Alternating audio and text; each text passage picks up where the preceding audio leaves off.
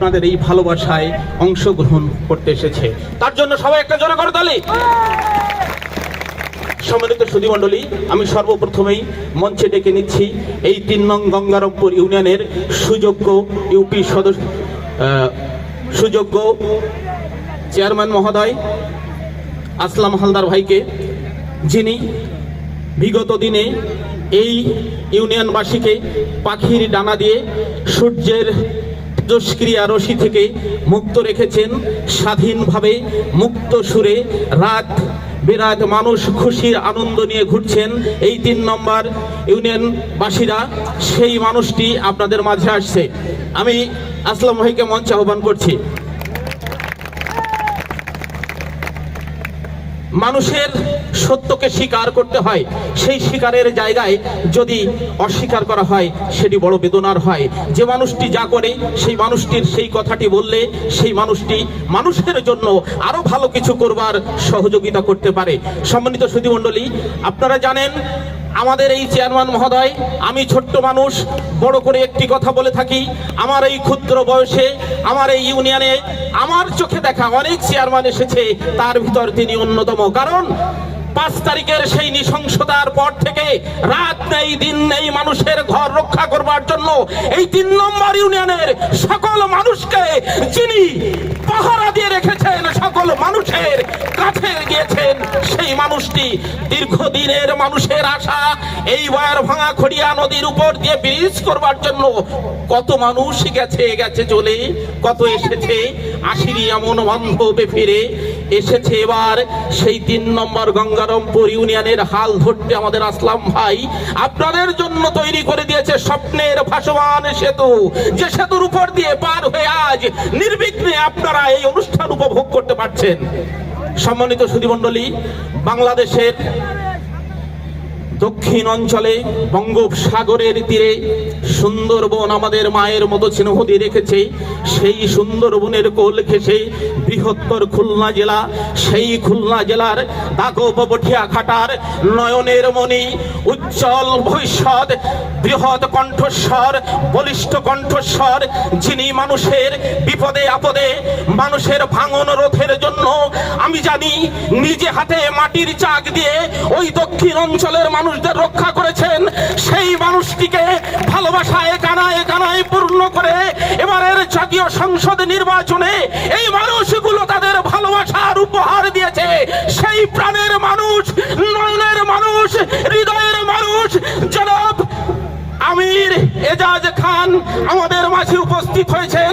কিছুদিন আগে এই জাতীয় সংসদে নির্বাচনে যাকে আপনারা কানায় কানায় ভোট দিয়ে সম্পৃক্ত করেছেন এই মানব জাতির, এই জনগণের সেবা করবার জন্য এবার মঞ্চে আমি আহ্বান করছি সেই নয়নের মণি, সেই দিগ্বিজয়ী মানুষকে যিনি বারবার কারাবরণ করেছেন এই মানুষের জন্য জনাব আমির এজাজ খান ভাইকে আমি মঞ্চে আহ্বান করছি। মাননীয় সংসদ সদস্য জনাব আমির এজাজ খান ভাই, আপনি মঞ্চে এসে আপনার এই ভালোবাসার মানুষদের জন্য একটু দাঁড়িয়ে যান। আপনাকে দেখার জন্য অধীর আগ্রহে মানুষগুলো বসে আছে। সবাই একটু করতালি, জোরে করতালি, জয় জয়। ভুলি নাই আপনাকে, ভুলিব না কোনোদিন। যে মালা দিয়েছি বিজয়ের সে মালা থাকবে আপনার গলায় চিরদিন। হে মহান, আপনি এসেছেন আমাদের মাঝে, আপনাকে ধন্যবাদ জানি আমরা ছোট করব না। এমনি করে বিপদে আপদে যেমন বিগত দিনে আপনি এই মানুষের পাশে ছিলেন, ভবিষ্যতেও আপনি এই হিন্দু মুসলমান বৌদ্ধ খ্রিস্টান যারা আপনার এই অঞ্চলে আছে প্রতিটি দরিদ্র মানুষের পাশে থেকে আপনি আপনার সেই ভালোবাসার ঋণ শোধ করবেন। আপনার জন্য আমরা সেই ভালোবাসার ঋণ শোধ করে যাব চিরদিন। এবার সম্মানিত সভাপতি, আয়োজক বৃন্দ উপস্থিত আছেন আমাদের সামনে বঠিয়াঘাটা উপজেলা বিএনপির সম্মানিত সদস্য সচিব খন্দকার ফারুক হোসেন, উপস্থিত রয়েছেন আমিরপুর ইউনিয়নের সাবেক নির্বাচিত চেয়ারম্যান খায়রুল ইসলাম খান জনি, উপস্থিত রয়েছেন গঙ্গারামপুর ইউনিয়নের সুনামধন্য চেয়ারম্যান আসলাম হালদার সহ বিএনপি তার সকল অঙ্গ সহযোগী সংগঠনের নেতৃবৃন্দ, প্রিয় আমার এলাকার পিতৃতুল্য বাবারা, আমার সহযোদ্ধা বন্ধুরা, বড় ভাই, ছোট ভাই, মায়ের মতন কাকিমারা, বৌদি দিদিরা, দিদি ভাই, ছোট বোনেরা, আপনাদের সবাইকে আমার অন্তরের অন্তঃস্থল থেকে ভালোবাসা জ্ঞাপন করি। কারণ আপনারা এই অঞ্চল থেকে আমাকে যদি ভোট না দিতেন, আমি কিন্তু এই মহান জাতীয় সংসদে দাঁড়াতে পারতাম না, যেতে পারতাম না।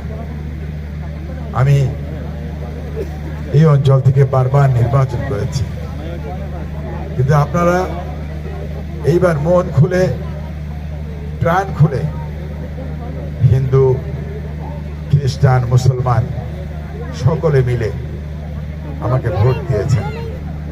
আমার এই দাগব, বটিয়াঘাট এবং চালনা মিলে 120টা সেন্টার ছিল। এর সব সেন্টারে প্রায় আপনারা আমাকে বিপুল ভোটে ভোট দিয়ে জয়যুক্ত করেছেন।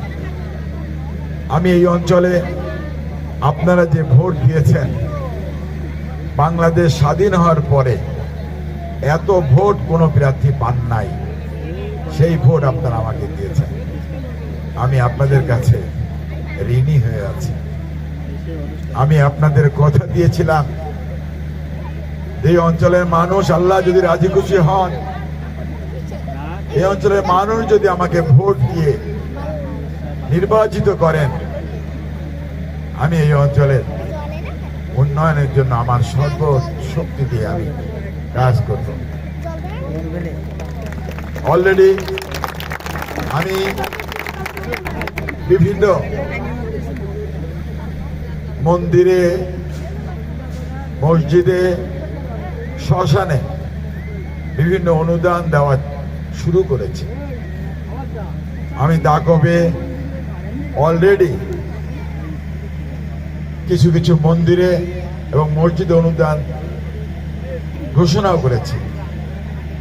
আমিও আপনাদের এই মন্দির যাতে সুন্দরভাবে আপনারা ধর্মীয় উৎসব করতে পারেন, তার জন্য যা যা করার সব কিছু আমি করে দেবো ইনশাআল্লাহ। আপনাদের আমি কথা দিয়েছিলাম, আমার এই অঞ্চলের হিন্দু সম্প্রদায়ের মানুষ, খ্রিস্টান সম্প্রদায়ের মানুষ,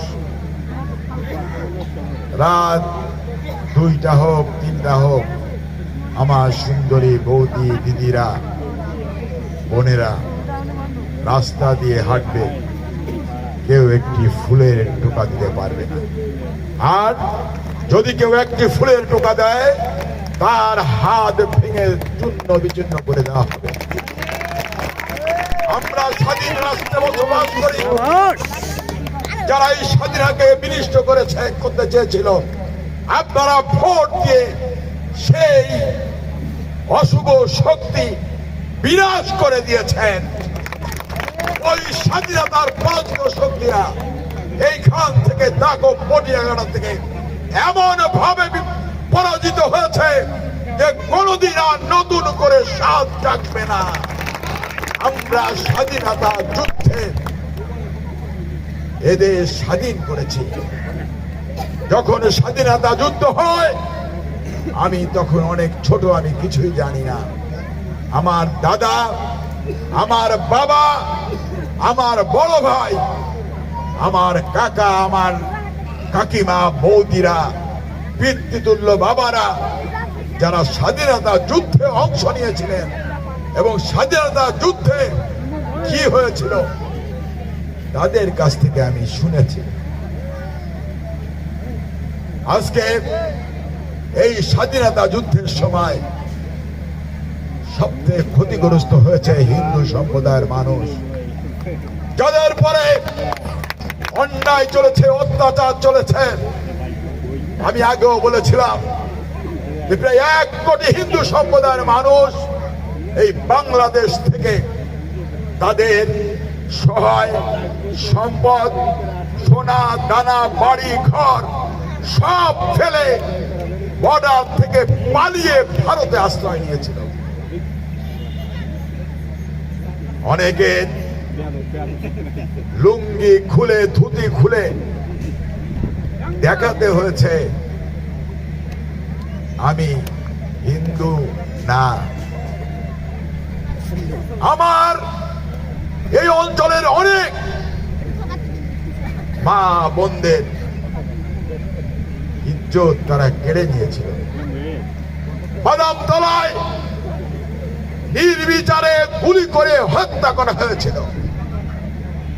আমার দাকব এবং মঠিয়াঘাটার অসংখ্য মুক্তিযোদ্ধা, তারা মুক্তিযুদ্ধে অংশ নিয়ে অনেকে মারা গিয়েছেন। আর যারা বেঁচে আছেন তাদের কাছ থেকে আমি গল্প শুনেছি। তাই আমার এই বয়ের ভাঙা অঞ্চলের মানুষ শুধু নয়, এই দাকব মঠিয়াঘাটার প্রত্যেকটি হিন্দু খ্রিস্টান সম্প্রদায়ের মানুষ ঐক্যবদ্ধভাবে ওই পরাজিত শক্তিকে ভোট না দিয়ে প্রমাণ করে দিয়েছে যে আমরা স্বাধীনতার বিপক্ষের শক্তিকে কখনো পছন্দ করি না।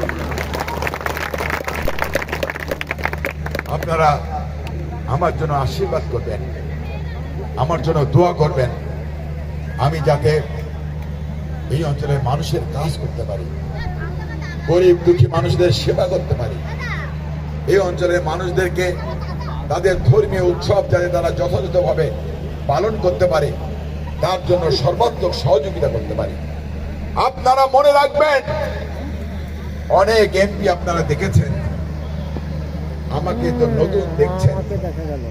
আমি 17 তারিখ শপথ নিয়েছি, এখনো আমার কাছে নয়, আমি অনেক বৃদ্ধ মানুষের কাছে, অনেক গায়ের মানুষের কাছে, অনেক খেটে খাওয়া মেহনতি মানুষের মুখে শুনেছি এই মানুষটি আমাদের জন্য সবার থেকে উত্তম, সবার থেকে সেরা।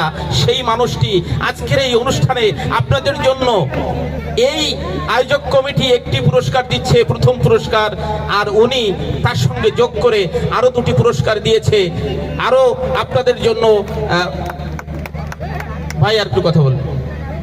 আচ্ছা, আমি যেহেতু এটা বাদামতলায় আমি বলতাম, তারপর আমি আপনাদের মাঝে বলতে চাই, কারণ বাদামতলার অনেক মানুষ এখানে এসেছে। আপনারা ইনশাল্লাহ দোয়া করবেন আমি যাতে বাদামতলা ব্রিজটাও করে দিতে পারি, সেই জন্য আপনারা আমাদের দোয়া করবেন।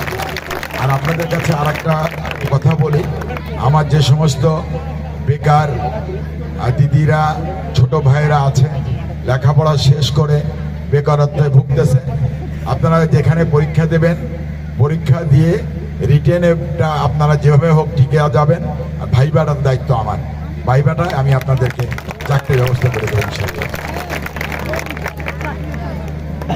এই কথার সুরে আমি যখন বলছি, আপনারা এই অঞ্চলের শ্রেষ্ঠ চেয়ারম্যান আমরা পেয়েছি, যে আমাদের সুখে দুঃখে দাঁড়িয়ে থাকে, তেমনি আরেকটি সুর কয়েকদিন আগে থেকে গুনগুন করে শুনছি সারা মানুষের মুখে মুখে, হে মহান তুমিও এমনি এই অঞ্চলে যতগুলো জাতীয় সংসদ সদস্য মাননীয় এমপি হিসাবে এসেছেন, আমরাও আপনাকে চাইবো সেই সব এমপিদের থেকে উঠতে আপনার জন্য থাকবো আমরা সেই পথে চেয়ে বসে।